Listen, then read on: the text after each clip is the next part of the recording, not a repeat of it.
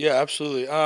Yeah, I originally, I was gonna fully part ways. That's how I envisioned it since the beginning of the season last year.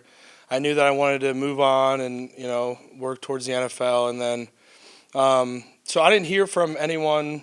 I was talking to people, was looking places to train, and then one Wednesday morning, Coach Bostad called me and was just like, "Hey, like, I'm just throwing this out there, like no pressure, but like." Would you want to come back and maybe play center? And I was like, let me talk with my family and things like that. And then Coach Sig called me. We kind of talked, and then after talking to my family and like really thinking with myself, I was like, I can get another year under Coach Bostad, which is going to help me even more with my development. And getting a year under center, I think will help me in the NFL because if I'm going to play in the NFL, I'm kind of an undersized lineman, so center will most likely be kind of my spot. So just all those different factors, and yeah, it was just a pretty easy decision for me. But yeah. Exactly, Mason. How has that transition to center been for you, especially with the new quarterback behind you? It's good. It's smooth. I mean, I played center. I started 4 games at center in 2022, so I'm familiar with the position.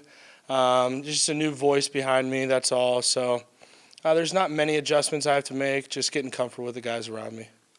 Mason, Got a couple.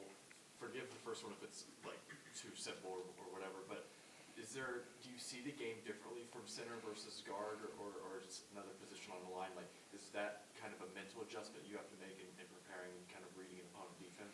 Yeah, absolutely. It's much different because at guard you're kind of worried about yourself and the tackle kind of in combinations or by ourselves.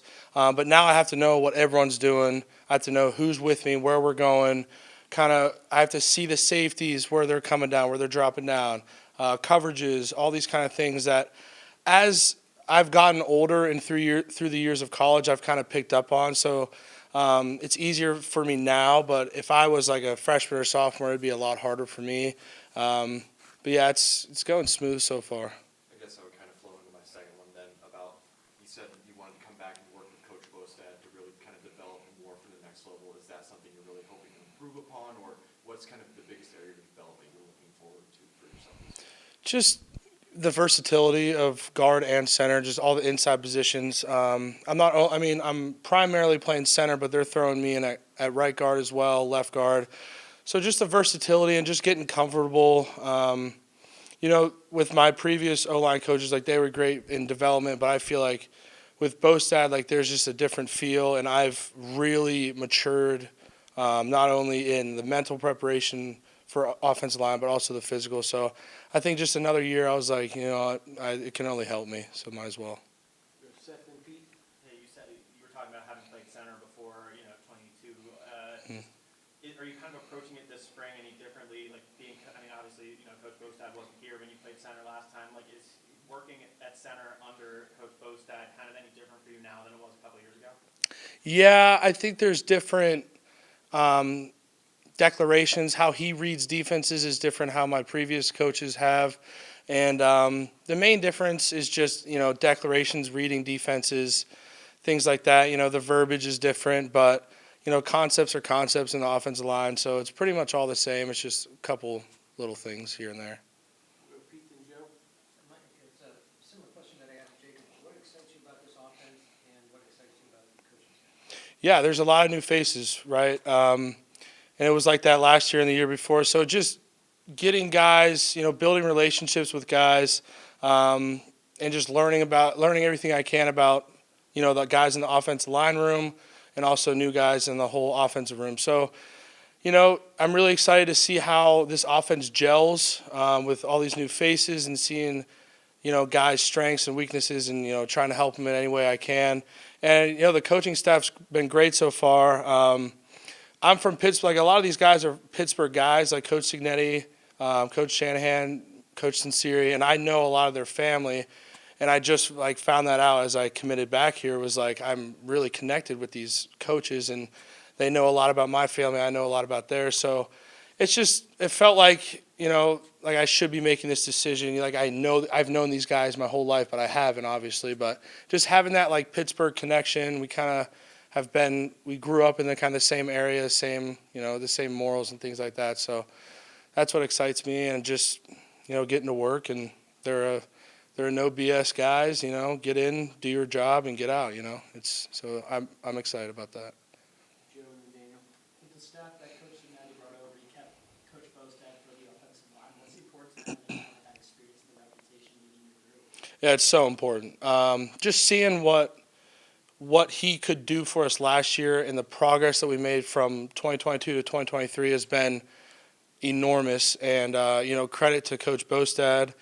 And it's so important having that kind of leadership in our room, because he holds everyone to the same standard. And having all these new guys come in the offensive line room, we had to brief them on what the standard was in the O-line room and how Coach Bostad runs his meetings, practice, things to be aware of.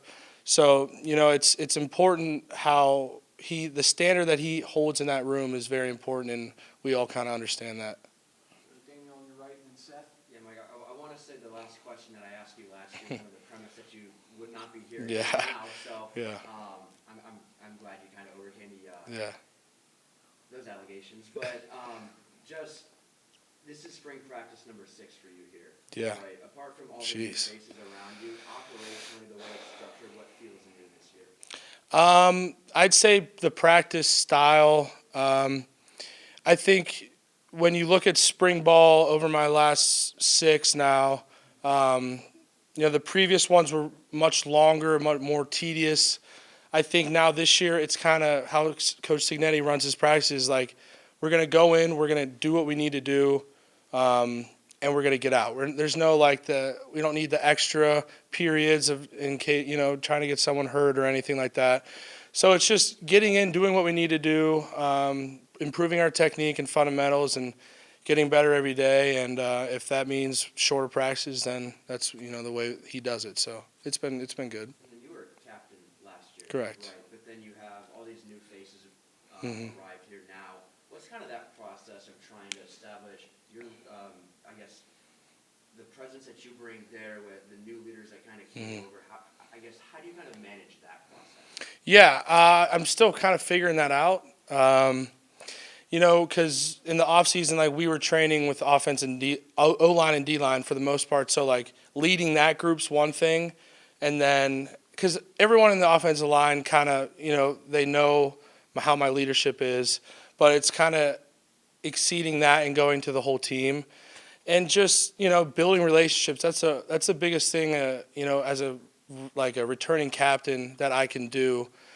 With all these new faces, just build relationships with, guys that I don't really interact with a lot, like DB, people on the defensive side of the ball.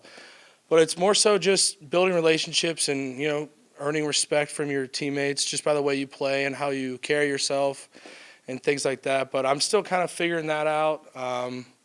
But I think it's, been going well so far. Last one to Seth. Yeah, you mentioned obviously plenty of newcomers in the room, whether transfers or freshmen. Just who's kind of standing out among that group so far? Yeah, I think Tyler Stevens, the guard from JMU, he's really stepping up. Trey Wedding's doing really well. And then I think those guys are, because I haven't seen much from Nick Kidwell so far.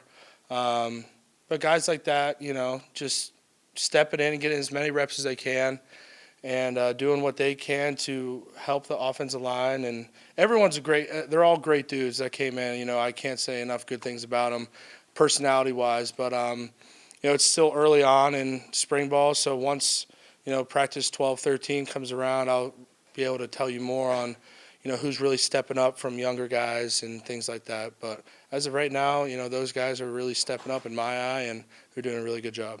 Those two you mentioned, have they kind of been stepping up off the field as well? Yeah, I mean, we, as an offensive line, we get together a lot. We go to dinner, things like that. And it's just they're a big personality. It's hard to come from a different school. I mean, I've never transferred or anything, so I've already had, relationships a lot. but it's hard to kind of open up to these new guys, and they've done a great job. You know, they're big personalities, they're big energy guys, so you know they're great so far.